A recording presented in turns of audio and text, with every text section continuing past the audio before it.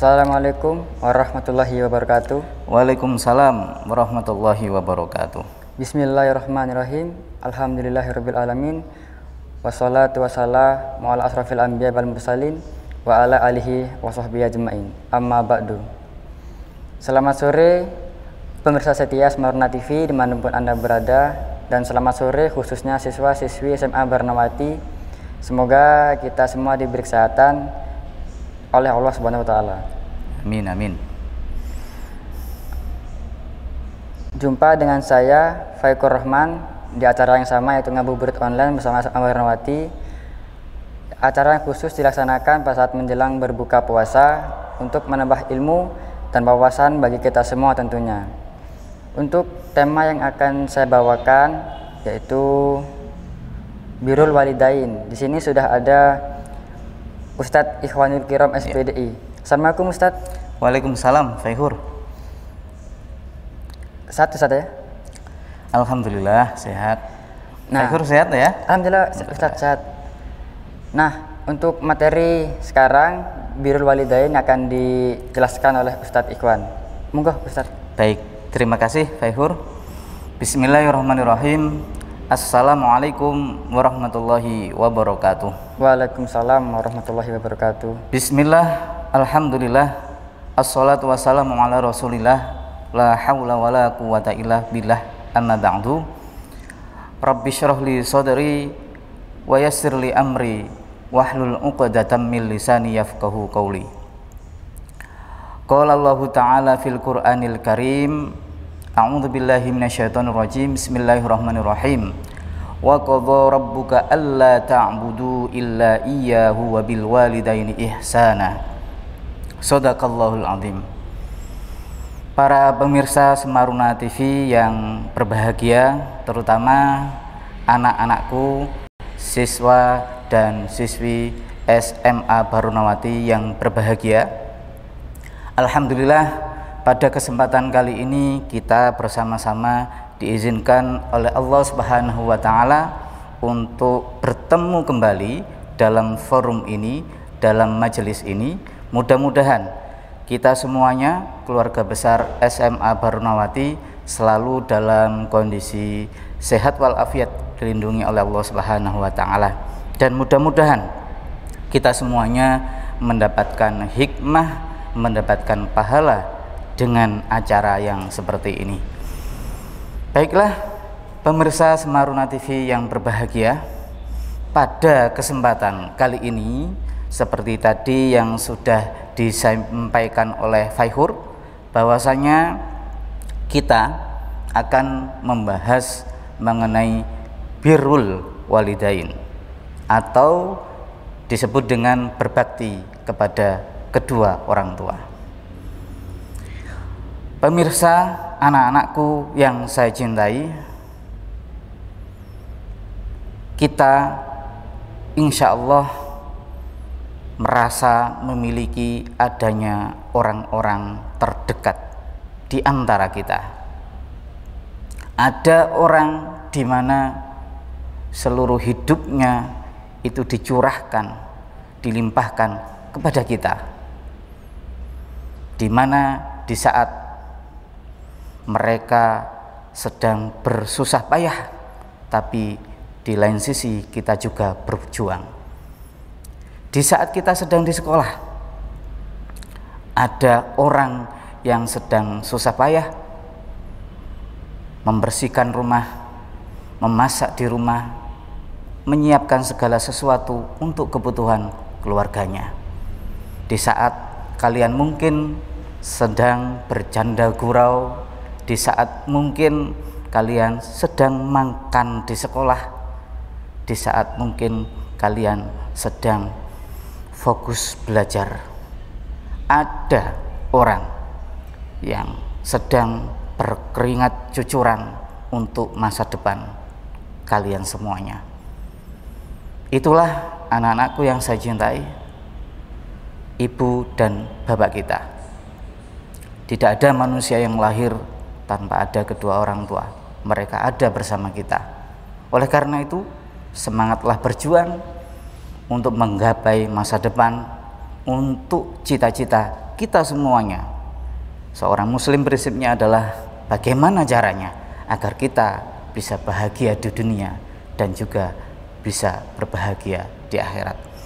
Oleh karena itu, di kesempatan pembahasan ini tentang birrul walidain, saya akan menyampaikan bagaimana keutamaan kita ini berbakti kepada kedua orang tua. Apa saja keutamaan berbakti kepada kedua orang tua? Kita sering membahas, mungkin mendengar dari para ulama, dari para asatid, ustadz-ustadzah mengenai bagaimana cara kita berbakti kepada kedua orang tua. Nah, di kesempatan kali ini kita membahas apa saja keutamaan berbakti kepada kedua orang tua. Yang pertama, bahwasanya birrul walidain atau berbakti kepada kedua orang tua itu adalah babul jannah, pintunya surga.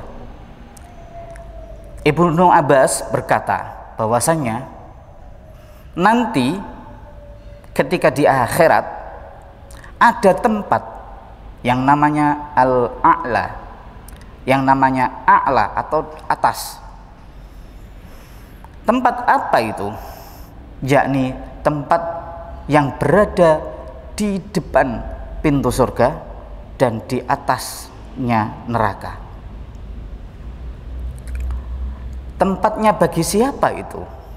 Ibnu Abbas mengatakan bahwa tempat itu adalah tempat bagi orang-orang yang berjuang fi sabilillah, jihad di jalan Allah, namun dalam kehidupannya ada nilai-nilai yang dia tidak taat kepada kedua orang tuanya. Artinya bahwasanya ketaatan kita kepada kedua orang tua ini sangat luar biasa ukurannya, sampai-sampai orang yang jihad di jalan Allah, orang yang berjuang di jalan Allah, orang yang berperang di jalan Allah itu seutama-utamanya ibadah dan darahnya diharamkan masuk ke neraka. Sehingga bagaimana? Sehingga dia tidak bisa masuk ke surga, juga bisa tidak bisa masuk ke neraka. Karena apa? Ketika dia jihad fisabilillah tetapi dalam kehidupannya ada nilai-nilai durhaka kepada kedua orang tua, maka dia tidak bisa masuk surga. Lalu kapan masuk surganya? Nunggu akan mendapatkan hidayah syafaat dari Allah Subhanahu wa taala. Anak-anakku yang saya cintai, mungkin kita pernah mendengarkan kisah-kisah orang alim, orang-orang ketika di zaman para sahabat atau zaman sekarang ini. Di zaman para sahabat ada yang namanya Uwais Al-Qarni. Uwais Al-Qarni itu sangat luar biasa, bisa kita jadikan teladan bagi kehidupan kita sehari-hari. Anak-anakku yang saya cintai, pemirsa Semaruna yang berbahagia, lalu bagaimana tingkatan yang kedua berbakti kepada kedua orang tua, keutamaannya? Yang kedua adalah kesalehan kita itu terukur bagaimana kita berbakti kepada kedua orang tua. Tadi saya sudah menjelaskan bagaimana Uwais Al-Qarni itu sangat luar biasa. Apakah dia ahli ibadah? Apakah dia mulai pagi sampai malam ibadah? Tidak. Apakah dia ahli saum? Tidak. Apakah dia qiyamul lail, ahli qiyamul lail? Tidak. Sehingga sampai-sampai khalifah yang utama, sahabat yang utama, yakni Umar bin Khattab, itu sampai-sampai meminta doa kepada Uwais Al-Qarni. Kenapa? Karena setiap doa Uwais Al-Qarni diijabah oleh Allah Subhanahu wa taala. Ketika tangan Uwais diangkat, maka pintu-pintu surga secara otomatis terbuka. Itulah Uwais Al-Qarni. Bagaimana dia bisa seperti itu? Karena dia adalah orang yang sangat taat dan berbakti kepada kedua orang tuanya. Yang ketiga, anak-anakku yang saya cintai, kesyukuran kita itu diukur sejauh mana bakti kita kepada kedua orang tua. Anishkurli wali walidaika, bersyukurlah kepadaku, kata Allah, dan kepada kedua orang tua. Jadi syukur kita itu juga berbanding dengan bakti kita kepada kedua orang tua. Ibnu Abbas mengatakan bahwasannya di dalam Al-Quran itu ada kebaikan, di mana kebaikan itu tidak bisa diberikan nilai oleh Allah ketika tidak diiringi oleh kebaikan yang lainnya. Apa itu? Yang pertama adalah sholat tidak bisa sempurna tanpa diiringi oleh zakat. Oleh karena itu di dalam Al-Quran kita saling melihat aqimus sholah wa atuz zakah, dirikanlah sholat dan tunaikan zakat. Oleh karena itu orang-orang yang ghani, orang-orang yang kaya, ketika ibadahnya itu kuat namun dengan apa yang dimiliki tidak dimanfaatkan untuk berbagi dengan yang lain, ibadahnya tidak akan sempurna.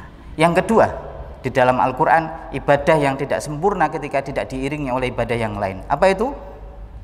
Yakni meyakini akan adanya Allah tapi tidak meyakini akan adanya Rasulullah Sallallahu Alaihi Wasallam. Kesempurnaan agama Islam itu ketika ketaatan kepada Allah, begitu juga dengan ketaatan kepada Rasulullah. Atiullah wa atiur Rasul.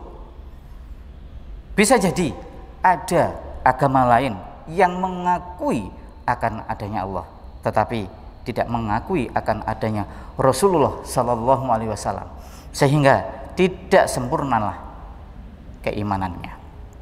Yang ketiga, apa itu amal yang tidak sempurna ketika tidak diiringi dengan amal yang lain? Yakni ketika ketaatan kepada Allah tidak diikuti, kesyukuran kepada Allah tidak diikuti dengan syukur kepada kedua orang tua. Anishkurli wali walidaika. Itulah anak-anakku 3 kesyukuran yang harus diiringi dengan 3 kebaikan yang lainnya. Pada kesempatan kali ini saya juga akan menjelaskan poin yang ketiga, yakni bahwasannya Allah Subhanahu wa Ta'ala itu memegang penuh seorang anak, dan kekuatan anak dipegang penuh oleh kedua orang tua. Rasulullah Shallallahu Alaihi Wasallam itu mengatakan bahwasannya engkau dan hartamu itu adalah milik kedua orang tuamu. Artinya apa? Apapun yang kita miliki pada dasarnya itu adalah milik kedua orang tua. Seberapa besar harta yang kita miliki, tabungan ratusan juta, puluhan juta, atau bahkan mungkin miliaran, ketika kedua orang tua kita sudah mengatakan, nak, aku minta uangmu, entah itu 80%, maka itu hak kedua orang tua kita. Karena pada dasarnya kita ini dalam genggamannya kedua orang tua kita. Pada suatu ketika ada seorang ulama ditanya dalam sebuah forum oleh masyarakat live di TV. Wahai ulama, ditanya dalam forum pertanyaan itu, orang ini mengatakan, ya Ustadz, pertanyaan saya, kedua orang tuaku itu numpang di tempat saya. Lalu ulama itu mengatakan, coba diulang pertanyaanmu. Diulanglah sama orang itu. Ustadz, kedua orang tuaku numpang di rumahku. Kata orang itu. Katanya ulama itu, coba diulang lagi. Di stop dulu. Lalu orang itu mengatakan, Ustadz, biarkan saya menyelesaikan pertanyaan saya dulu. Apa kata ulama itu? Tidak, pertanyaanmu yang salah. Loh, kenapa dengan pertanyaan saya? Bahwasanya dirimu dan hartamu itu milik kedua orang tuamu. Yang numpang itu adalah kamu, numpang kepada kedua orang tuamu, meskipun itu sejatinya adalah hartamu. Begitu luar biasanya agama kita menghargai birrul walidain, menghargai kedua orang tua. Agama kita berbeda dengan agama yang lain. Mungkin di luar sana anak-anak ada kebiasaan ketika mereka memanggil kedua orang tuanya dengan sebutan namanya. Ayahnya namanya David, dipanggil "Hai David". Tetapi agama kita tidak. Agama kita berbeda. Umi, abi, ayah, ibu, bunda, itu yang kita lakukan karena kita memiliki hal yang berbeda.